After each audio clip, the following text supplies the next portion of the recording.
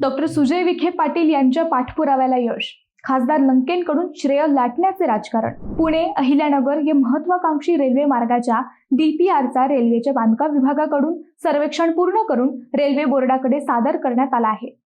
हा अहवाल सादर होणं म्हणजे या प्रकल्पाच्या प्रत्यक्ष अंमलबजावणीकडे टाकलेलं एक मोठं पाऊल आहे। या यशामागे माजी खासदार डॉक्टर सुजय विखे पाटील यांचे सातत्यपूर्ण प्रयत्न केले असताना खासदार निलेश लंके श्रेय लाटण्याचे राजकारण करत असल्याचे मत भाजपचे जिल्हाध्यक्ष दिलीप भालसिंग, शहर जिल्हाध्यक्ष अनिल मोहिते यांनी व्यक्त केलंय। खासदार निलेश लंके यांनी स्वतः श्रेय घेण्यापेक्षा पंतप्रधान नरेंद्र मोदी व तत्कालीन खासदार डॉक्टर सुजय विखे पाटील यांचे आभार मानायला हवे। संसद अधिवेशनात डॉक्टर विखेंनी सातत्याने हा प्रश्न मांडला, मंत्र्यांच्या भेटी घेतल्या, त्याचा हा परिपाक आहे।